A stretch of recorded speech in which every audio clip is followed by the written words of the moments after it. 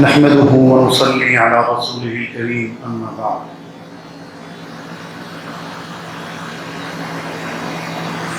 اللہ تعالیٰ نے انسانوں کی فطرت ایسی بنائی ہے کہ بنیادی طور پر ہر انسان کی فطرت میں خیر کا اور اچھائی کا غلبہ ہوتا ہے. یعنی وہ فطری طور پر اچھائی کو پسند کرتا ہے. ایک آدمی جھوٹ بولتا ہے لیکن وہ اس بات کو پسند نہیں کرتا کہ اسے جھوٹا کہا جائے، بلکہ جھوٹ کو سچ بنانے کی کوشش کرتا ہے. آدمی بے حیائی کا شکار ہوتا ہے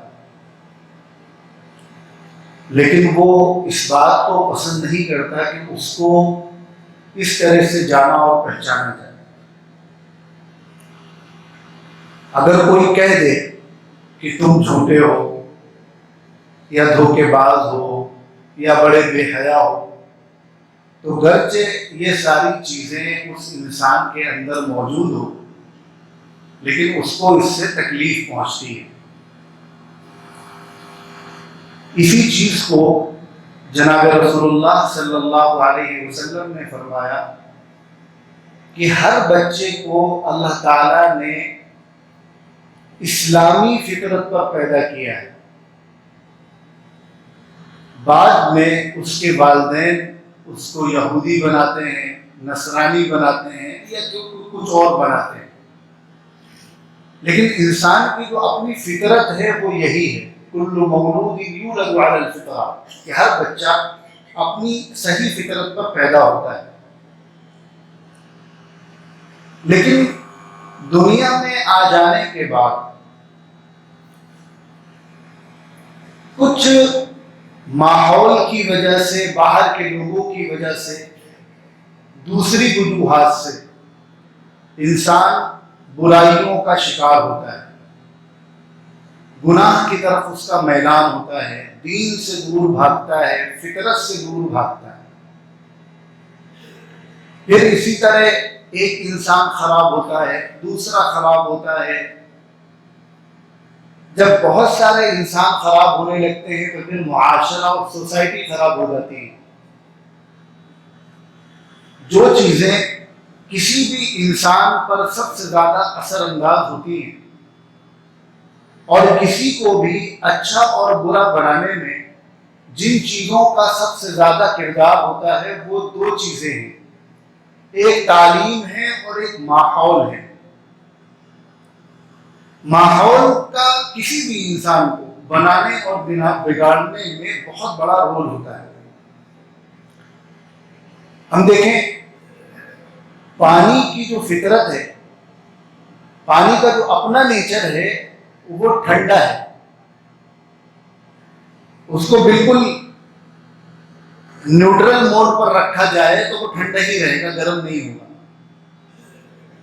لیکن کبھی دھوپ کی تپش کی وجہ سے یا کسی اور وجہ سے پانی گرم ہو جاتا ہے.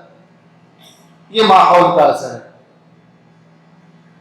اسی لیے جناب رسول اللہ صلی اللہ علیہ وسلم کا فرمان ہے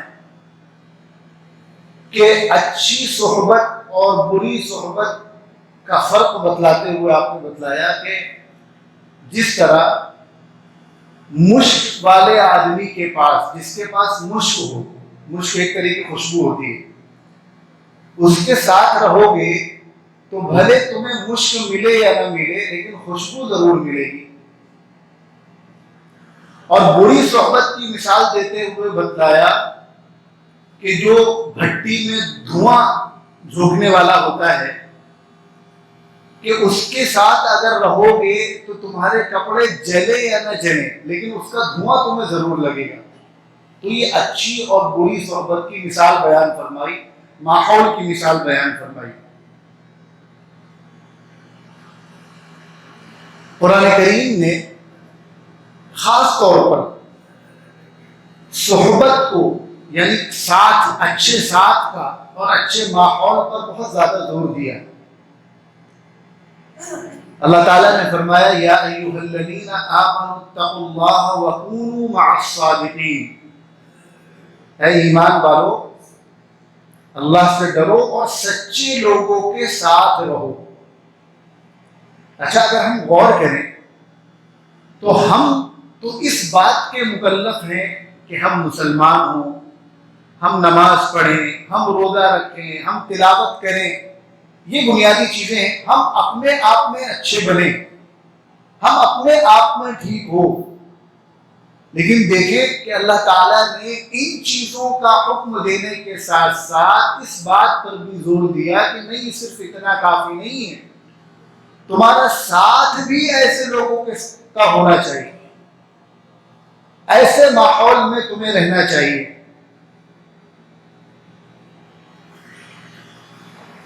مدینہ منورہ میں جب رسول اللہ صلی اللہ علیہ وسلم نے ہجرت فرمائی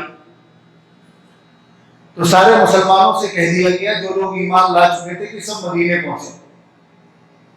مکے سے جو لوگ ہجرت کر کے مدینے گئے ان کی تعداد بہت تھوڑی سی تھی۔ آپ اس سے اندازہ لگائیں کہ جنگ بدر میں جو لوگ وہاں جنگ لڑنے کے لیے گئے ان کی تعداد 313 تھی، جن میں وہ بھی تھے جو مکے سے ہجرت کر کے گئے تھے، وہ بھی تھے جنہوں نے مدینے، جو انصار مدینہ کہلاتے ہیں، جو مدینے ہی کے رہنے والے تھے، تو بہت تھوڑی سی تعداد تھی۔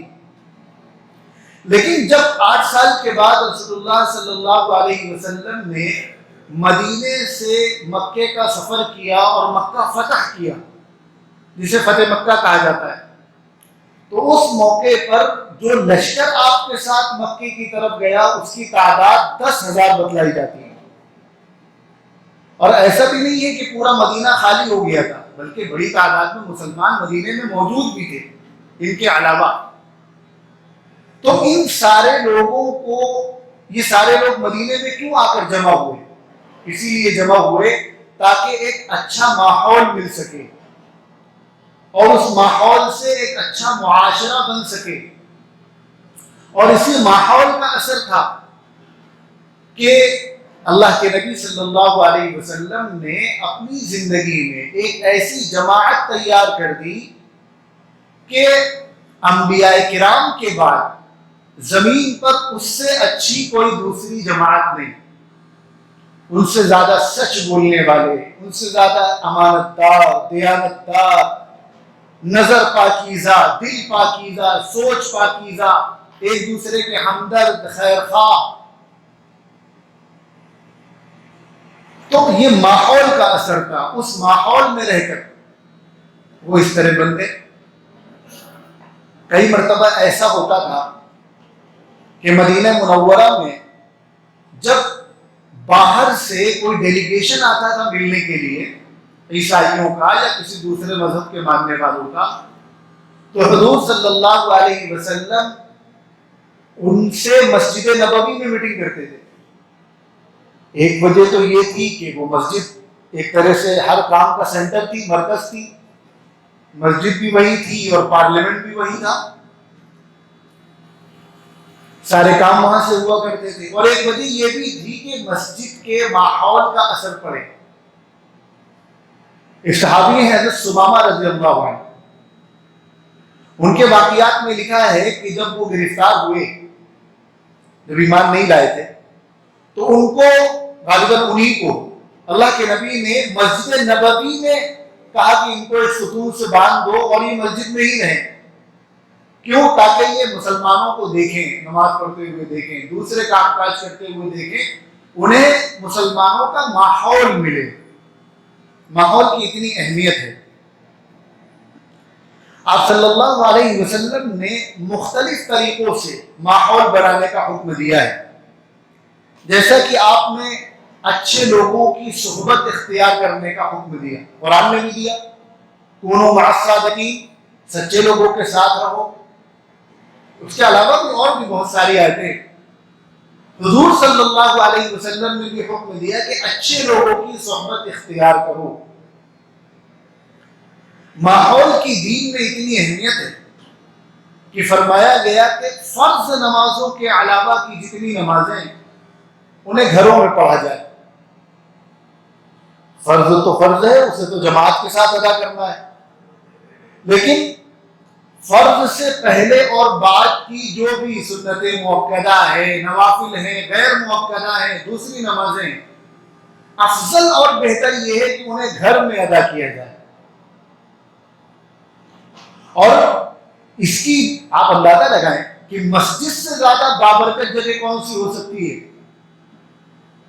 مسجد سے زیادہ خشوع خضوع کہاں آئے گا نماز پڑھنے میں؟ لیکن پھر بھی افضل یہ قرار دیا گیا کہ فرض نمازوں کے علاوہ باقی نمازیں گھروں میں پڑھی جائیں.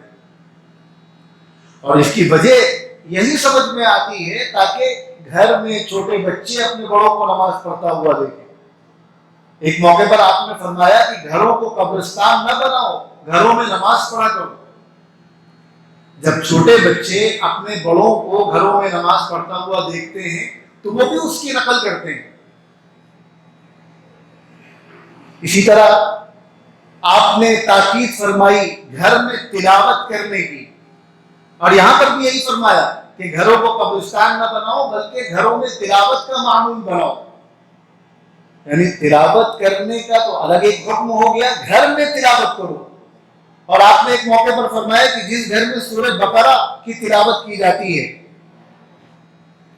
تو اس گھر میں بہت ساری پریشانیاں اور مشکلات دور ہو جاتی ہیں، شیطان کے حملوں سے وہ گھر محفوظ ہو جاتا ہے. کیوں؟ جب گھر میں تلاوت ہوگی. گھر میں تلاوت کا حکم کیوں دیا؟ گھر میں تلاوت ہوگی تو چھوٹے بچوں کے اندر بھی قرآن کی اہمیت بیٹھے گی.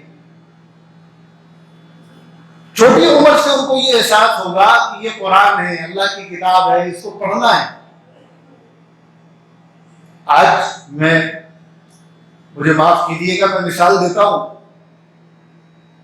کہ دکان کا افتتاح کرنا ہے یا کسی کا انتقال ہوا تھا، سال بھر پہلے ابا کا انتقال ہوا تھا، آج تو قرآن خوانی ہو جائے. تو ہونا تو یہ چاہیے کہ گھر والے، مرحوم کے بیوی، مرحوم کے بچے، ان کے گھر والے، دوسرے رشتہ دار، یہ لوگ تلاوت کریں اور اثار ثواب کریں. لیکن ہوتا کیا ہے کہ مدرسے میں کہہ دیا کہ مولانا صاحب 10 بچوں کو بھیج دیجیے گا. کیوں؟ قرآن خوانی ہے. ہم نے چونکہ گھر میں تلاوت کا ماحول نہیں بنایا اور اپنے بچوں کی تلاوت کی عادت نہیں ڈالی، اور جب ظاہر ہے بچوں کے اندر تلاوت کی عادت نہیں ڈالی تو انہوں نے قرآن سیکھنے کی بھی کوشش نہیں کی. تو اب وہ باپ جو اپنے بچوں کے لیے پوری زندگی قربان کر دیتا ہے، اس کے دنیا سے جانے کے بعد یہ بچے اس پوزیشن میں نہیں ہوتے کہ خود قرآن پڑھ کر باپ کو بخش سکیں.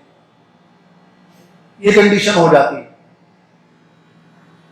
جبکہ صحیح بات تو یہ ہے کہ جانے والے کے لیے ایصال ثواب کرنا اور مغفرت کی دعا کرتے رہنا، یہ سب سے پہلی ذمہ داری رشتہ داروں کی اور خاص طور پر اولاد کی ہے. اصل یہ اولاد کا کام ہے کہ وہ اپنے باپ کے لیے، اپنی ماں کے لیے پڑھے اور بخشے. یہ مدرسوں کے بچوں کا کام نہیں ہے. ایسے تو دنیا میں کوئی بھی پڑھ کر بخشے گا، کوئی بھی نیکی کر کے کسی جانے والے کے لیے ایصال ثواب کرے گا تو وہ ثواب پہنچے گا. لیکن جس ایموشنز کے ساتھ اولاد اپنی باپ کے لیے پڑھے گا وہ دوسرے کے اندر نہیں آ سکتا. جن جذبات کے ساتھ بچی اپنے ماں باپ کے لیے پڑھے گی وہ جذبات دوسرے کے اندر نہیں آ سکتے.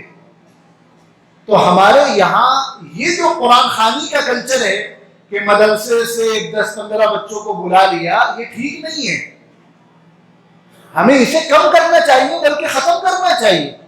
زیادہ سے زیادہ یہ کر دیں کہ مدرسے کے استاد صاحب کے پاس، ذمہ دار کے پاس کہلا دیا کہ مولانا مدرسے میں بچے تلاوت کرتے رہتے ہیں دن بھر، انہیں اس کا ثواب ملتا ہے، تو آپ ذرا ہمارے باپ ابا کے لیے دعا کروا دیجیے گا کہ انہیں اس کا ثواب پہنچ جائے. یہ تو ٹھیک ہے، یہ کہنا بھی چاہیے. مدرسے کے بچوں سے اپنے مرحومین کے لیے، اپنے زندہ لوگوں کے لیے بھی دعا کی درخواست کرنی چاہیے. یہ وہ بچے ہیں، یعنی بات میجورٹی کی ہو رہی ہے، یہ وہ بچے ہیں جو اپنا سب کچھ چھوڑ چھاڑ کر ایک چہار دیواری میں رہ کر خالی دین پڑھ رہے ہیں، تو ان کی دعا قبول ہوگی. لیکن گھر میں اگر قرآن خوانی کر رہے ہیں تو وہ تو اصل گھر والوں کے پڑھنے کی چیز ہے، وہ مدرسے کے بچوں کے لیے نہیں ہے. اور یہ کلچر بھی ٹھیک نہیں ہے کہ بس سال میں کوئی ایک دن جس تاریخ کو باپ گئے تھے اس دن قرآن خوانی کروا دی. روزانہ اپنے مرحومین کے لیے کچھ نہ کچھ پڑھ کر بخشنا چاہیے. اسلام میں تاریخ اور دن منانے کا کوئی رواج نہیں کہ فلاں دن ہمارے ابا گئے تھے تو ہم اس دن قرآن خوانی کریں گے. کوئی دن نہیں، ہر دن قرآن خوانی کا ہے، ہر دن ایصال ثواب کا ہے، ہر دن مغفرت کا ہے. تو گھر میں ماحول کو اتنی اہمیت دی گئی ہے کہ کہا گیا کہ گھر میں تلاوت کی عادت ڈالو تاکہ بچے بھی، ان کا بھی قرآن سے تعلق پیدا ہو.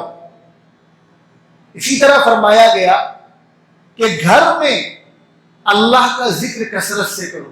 ایک تو اللہ کے ذکر کا بھی حکم دیا گیا، لیکن گھر میں ذکر کرو. اور جس گھر میں اللہ کا ذکر ہوتا ہے اور جس گھر میں نہیں ہوتا ہے اس کی مثال دی جناب رسول اللہ صلی اللہ علیہ وسلم نے کہ جس گھر میں اللہ کا ذکر ہو رہا ہے وہ گھر ایسا ہے جیسے زندہ ہو کوئی شخص، اور جہاں اللہ کا ذکر نہیں ہو رہا ہے وہ مردہ گھر ہے. تو جس گھر میں اللہ کا ذکر ہوگا، نبی کا تذکرہ ہوگا، دینی کتابوں کی تعلیم کی جائے گی، ظاہر ہے گھر میں دینی ماحول پیدا ہوگا اور اس ماحول کا اثر گھر میں رہنے والوں پر پڑے گا. اسی طرح اس بات کو بھی بہتر قرار دیا گیا کہ گھر کے اندر کوئی ایک جگہ نماز پڑھنے کے لیے خاص کر لی جائے. جس طرح ہم گھر بناتے ہیں تو ہر کام کے لیے الگ الگ جگہ ہوتی ہیں. کھانا پکانے کے لیے جگہ الگ ہے، کھانا کھانے کے لیے بہت سارے لوگ الگ جگہ بھی بناتے ہیں، مہمانوں کا روم الگ ہے، بچوں کے لیے اسٹڈی روم الگ ہے اور اسٹور روم الگ ہے، واش روم الگ ہے. اس طرح ہم الگ الگ روم بناتے ہیں نا. تو اگر ایسی کوئی ترتیب بن سکے تو گھر میں ایک پریئر روم بھی ہونا چاہیے. اگر ہمارے پاس اتنی جگہ ہے کہ الگ سے ہم اس کے لیے کوئی روم بنا سکتے ہیں تو سبحان اللہ. لیکن اگر اتنی جگہ نہیں ہے تو جو جگہ ہمارے پاس ہے اسی میں کوئی ایک جگہ ایسی خاص ہونی چاہیے جہاں ایک چھوٹی سی کتابوں کی الماری ہو، اس میں قرآن مجید رکھا ہو، اس میں کچھ دینی کتابیں رکھی ہو، اس میں تسبیحات رکھی ہو، نمازوں کی ٹائمنگ لکھی ہو کہ کس نماز کا وقت کب شروع ہو رہا ہے کب ختم ہو رہا ہے، یعنی ایک مصلی جیسا ماحول ہو. تو اس کا بھی شریعت میں حکم دیا گیا ہے، اور بلکہ اس کو حدیث اور فقہ کی کتابوں میں مسجد البیت سے تعبیر کیا گیا ہے، یعنی گھر کی مسجد. تو اس کا بھی حکم دیا گیا ہے. ماحول کا جو اثر پڑتا ہے وہ تو ہر عمر کے انسان پر پڑتا ہے. کوئی بھی انسان ہو، دنیا کے کسی بھی جگہ پر رہنے والا ہو، کسی بھی کلچر کا ہو، کسی بھی زبان کا ہو، کسی بھی مذہب کا ہو، ماحول کا اثر سب پر پڑتا ہے. لیکن جو چھوٹی عمر کے بچے ہوتے ہیں ان پر ماحول کا اثر سب سے زیادہ پڑتا ہے.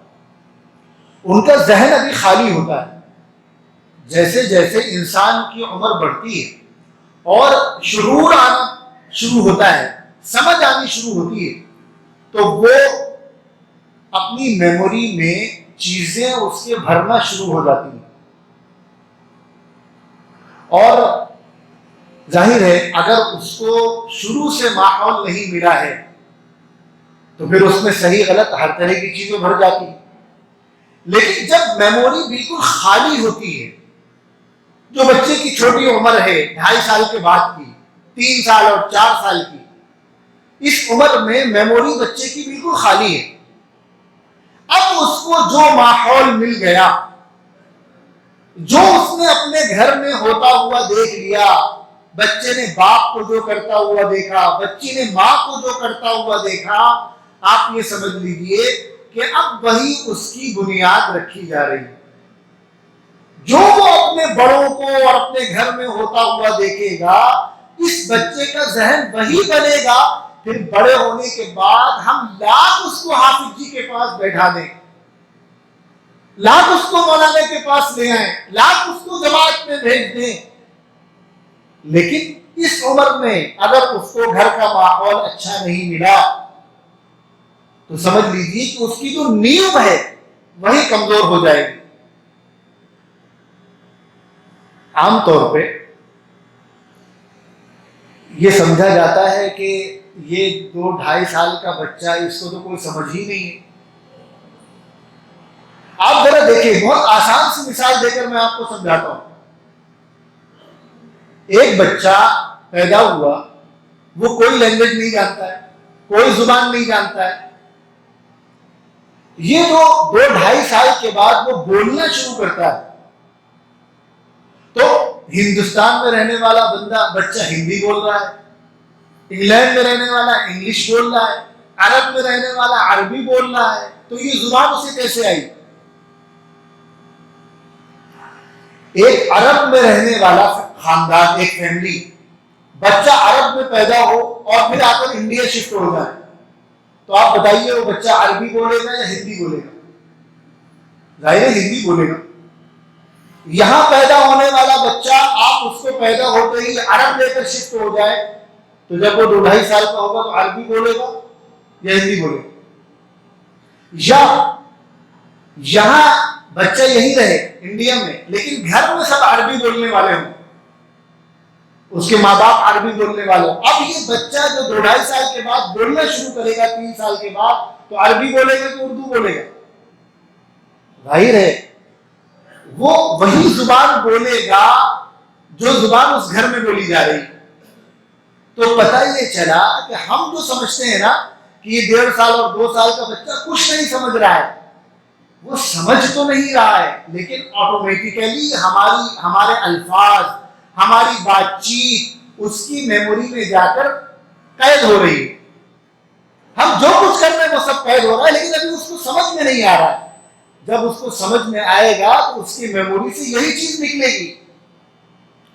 تو یہ بچہ اپنے بڑوں کو بولتا ہوا دیکھ کر الفاظ سیکھتا ہے، چلنے والوں سے چلنے کا انداز سیکھتا ہے، اپنے بڑوں سے کھانے پینے کا طریقہ سیکھتا ہے، باپ کو ٹوپی لگاتا ہوا دیکھتا ہے تو ٹوپی لگانے کی کوشش کرتا ہے، رکوع سجدہ کرتا ہوا دیکھتا ہے تو جانماز کے بغل میں کھڑے ہو کر رکوع سجدے کی نقل کرتا ہے، بچی ماں کو اسکارف لگاتے ہوئے دیکھتی ہے یا نقاب پہنتے ہوئے دیکھتی ہے تو وہ اس کی نقل کرتی ہے۔ اور یہی آپ دیکھیں، آپ کو خوب تجربہ ہوگا، بچی اپنی ماں کو میک اپ کرتا ہوا دیکھتی ہے تو چھوٹی عمر سے اس کے اندر بھی میک اپ کا شوق پیدا ہو جاتا ہے، لپسٹک لگاتے ہوئے دیکھتی ہے تو چھوٹی عمر سے لپسٹک لگانے کا شوق پیدا ہو جاتا ہے۔ یہ کیا ہے؟ یہ ماحول اس کو جو ملا، اس نے جن لوگوں کے ساتھ وہ بچہ رہا، جو بڑے کریں گے وہی بچہ کرے گا، وہی سیکھے گا۔ اب ہمارے گھروں کی صورتحال یہ ہے کہ عام طور پر صبح 7 بجے بچہ اسکول چلا گیا،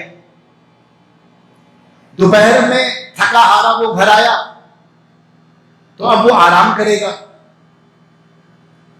اس کے بعد وہ اٹھے گا تو تھوڑی دیر کھیلے گا، پھر شام کو وہ ٹیوشن جائے گا، پھر اس کے بعد چونکہ صبح پھر جلدی اٹھنا ہے اور چھوٹے بچوں کو کم سے کم 8 گھنٹے کی نیند ملنی چاہیے تو وہ سو جائے گا۔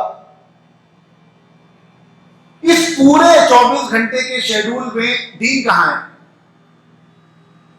دینی تعلیم کہاں ہے؟ بہت اگر ہم نے احسان کر دیا اپنے بچے کے اوپر تو ٹیوشن لگا دیا آدھے گھنٹے کا، 15 منٹ کا، اسکول میں وہ رہ رہا ہے 4 گھنٹے، ٹیوشن میں وہ رہ رہا ہے 1.5 گھنٹے اور 1 گھنٹے، اور حافظ جی آ رہے ہیں 15 اور 20 منٹ کے لیے، پھر ہم سوچتے ہیں ہمارا بچہ دیندار بن جائے۔ گھر کا ماحول یہ ہے کہ شام کو اگر مان لیجیے بچہ نہیں بھی سویا تو ہونا یہ چاہیے کہ ماں باپ تھوڑی دیر بچے کو ٹائم دیں، اس کے پاس بیٹھیں، اس کے سے کچھ دینی بات کریں، اس کا ذہن بنائیں۔ ہوتا کیا ہے، باپ دن بھر آفس سے تھکا ہار کر آیا، وہ تھوڑا فریش ہونا چاہتا ہے تو اس کے پاس بھی بچے کے لیے ٹائم نہیں ہے۔ ماں دن بھر کام کر کے تھک جاتی ہے تو اسے بھی سیریل دیکھنا ہے، اللہ ہمارے قوم کی پاکستانی ڈراموں سے حفاظت فرمائے، اچھے خاصے دیندار گھرانوں میں جیسے اس کو غلط سمجھا ہی نہیں جاتا ہے، تو ماں اس کی شوقین ہے، گھر میں اگر ٹی وی لگی ہوئی ہے تو اس میں سیریل چل رہا ہے اور وہ چھوٹا بچہ اور بچی وہ بھی دیکھ رہا ہے، اس کی بھی نگاہ پڑ رہی ہے۔ بہت جان چھڑانے کی کوشش کی تو بچے کو موبائل دے دیا، اب وہ موبائل میں کیا دیکھ رہا ہے اس سے کوئی مطلب نہیں۔ یہ ہمارے گھروں کا ماحول ہے۔ اسکول جہاں بچہ پڑھنے کے لیے جا رہا ہے، زیادہ تر اسکول عیسائیوں کے ہیں یا ہمارے ہندو بھائیوں کے؟ زیادہ تر اسکول، اس میں کیا ہو رہا ہے، عیسائیوں کا اسکول ہے تو پورا ماحول عیسائیت والا ہے، حضرت عیسیٰ علیہ السلام کی صلیب بنی ہوئی ہے، عیسائی اعمال اس سے کروائے جا رہے ہیں، اسی انداز کی تعلیم دی جا رہی ہے، اسی طرح کے ٹیچر رکھے ہوئے ہیں۔ ہمارے برادران وطن کا اسکول ہے تو وہاں بھی وہ اپنا کلچر، اپنی تاریخ، مارننگ اسمبلی میں مشرکانہ چیزیں پڑھائی جا رہی ہیں۔ اسکولوں میں جو پروگرام ہوتے ہیں اس میں ڈانس، میوزک، یہ عام سی بات ہے، یہ اسکولوں کا ماحول ہے۔ اور بہت ہم نے اپنے بچے کی دین کی فکر کر لی تو کوشش ہوتی ہے کہ کسی مسلم مینجمنٹ اسکول میں بچوں کو داخل کرا تو ہم نے کسی مسلم اسکول میں داخل کر دیا تو وہاں کوالٹی ایجوکیشن نہیں ملے گی، دین بھی نہیں ملے گا، دنیا بھی نہیں ملے گی۔ یہ صورتحال ہے ہمارے اسکولوں کا، یہ بہت بڑا المیہ ہے۔ خوب پیسے ہیں، بڑے بڑے بنگلے ہیں، بڑی بڑی گاڑیاں ہیں، لیکن ہم نے ایسا کوئی اسکول نہیں بنایا اپنا کہ جہاں تعلیم بھی دوسرے اسکولوں کے ٹکر کی ہو اور ماحول ہمارا ہو، ٹیچر ہمارے ہو۔ ہم نے ایسا کوئی اسکول نہیں بنایا۔ بہرحال یہ مستقل ایک ٹاپک ہے جس پر میں بار بار بات کرتا رہتا ہوں۔ اور سوال ہوتا ہے امام صاحب سے، مولانا صاحب سے کہ آپ لوگ کیوں فکر، آپ لوگ خالی مسجد مدرسے میں رہتے، اسکول کی فکر کیوں نہیں کرتے؟ مسجد مدرسوں میں کا جو طبقہ ہے اس کا سرکاری ڈاٹا یہ ہے کہ 1 سے 1.5% مسلمان مدرسوں میں آتے ہیں اور باقی تقریباً 10% اسکول میں جاتے ہیں۔ تو بہرحال یہ ایک مستقل الگ ٹاپک ہے۔ ہمارے اسکولوں کا یہ ماحول ہے، ایسے میں ہم کیسے یہ امید کر سکتے ہیں کہ ہمارے بعد ہمارے بچے، ہماری آنے والی نسل یہ صحیح طور پر دین پر باقی رہے گی؟ کیسے ہم اس پر اطمینان کر سکتے ہیں؟ اس کے لیے میں نے پچھلے جمعہ کو بھی اسی موضوع پر بات کی تھی۔ گرمیوں کی چھٹیاں آ رہی، آپ ان چھٹیوں کو غنیمت جانیے۔ سال کے 10 مہینے موقع نہیں مل پایا، ان 2 مہینوں میں طے کر لیجئے کہ ہمیں اپنے بچوں کے اندر دین کو اتنا راسخ کر دینا ہے، گھول کر پلا دینا ہے کہ 10 مہینے اسکولوں میں اور گھروں میں جو ان کو ماحول نہیں مل پاتا، ان 2 مہینوں میں اس کی ریکوری ہو جائے۔ آپ اپنے بچے کو مکتب بھیجیے، زیادہ ٹائم وہ مکتب میں گزارے، کم سے کم 4 گھنٹہ 5 گھنٹے کے لیے صبح اور شام وہ مکتب جائے، گھر میں اس کے لیے وقت نکالیے اور گھر میں دینی تعلیم کا اہتمام کیجیے۔ اور میں نے پچھلے جمعہ کو بھی اعلان کیا تھا کہ بڑی عمر کے لڑکوں کے لیے بھی ہم لوگ 40 دن کا کورس بنا رہے ہیں، تقریباً بن گیا ہے اور یہ طے ہوا ہے کہ اسے آف لائن کی جگہ آن لائن کیا جائے گا تاکہ ہر جگہ کے لوگ فائدہ اٹھا سکیں، تو وہ اس کا بھی ہم اعلان کر دیں گے تو اس سے بھی فائدہ اٹھا سکتے ہیں۔ اسی طرح چھوٹے بچوں کے لیے ہم ایک ٹور لے کر جا رہے ہیں 4 دن کا، دیوبند، سہارنپور اور دلی میں جمعیت وغیرہ، تاکہ ہمارے جو انسٹیٹیوٹ ہیں، ہمارے جو ادارے ہیں، ہمارے جو علماء ہیں اور ہندوستان میں ہماری جو 150 اور 200 سالہ تاریخ ہے ہمارے ان مدرسوں کی، وہ ہمارے بچے جان سکیں۔ تو اس کے لیے جلدی ہی ہم بچوں کا ٹور بھی لے کر جا رہے ہیں۔ آپ حضرات سے گزارش ہے کہ اپنے کم سے کم 10 سال 12 سال سے اوپر کے جو بچے ہوں ان کا رجسٹریشن کرائیں، انہیں بھیجیں، انشاءاللہ اس کا فائدہ ہوگا۔ اللہ تعالیٰ ہمیں یہ توفیق عطا فرمائے کہ ہم خود ہمارے اندر گڑبڑی ہے تو اسے بھی ہم ٹھیک کریں، لیکن کم از کم اپنی فکر نہیں کر پا رہے تو اپنی اولاد کو جہنم سے بچانے کی فکر کریں اور اپنی اولاد کے لیے گھر کا ماحول اور اپنے محلے کا اور پڑوس کا ماحول اچھا بنانے کی کوشش کریں۔ اس کے بغیر یاد رکھیں، اگر ہم یہ سوچ رہے ہیں کہ آپ 15 منٹ کا ٹیوشن لگا کر اور 1 گھنٹے کے لیے مکتب بھیج کر ہم اپنے بچے کو بہت دیندار بنا لیں گے تو یہ ہماری غلط فہمی ہے۔ جتنی جلدی ہم اس غلط فہمی سے نکل جائے ہمارے لیے فائدہ مند ہوگا۔ اللہ تعالیٰ ہم سب کو عمل کی توفیق عطا فرمائے۔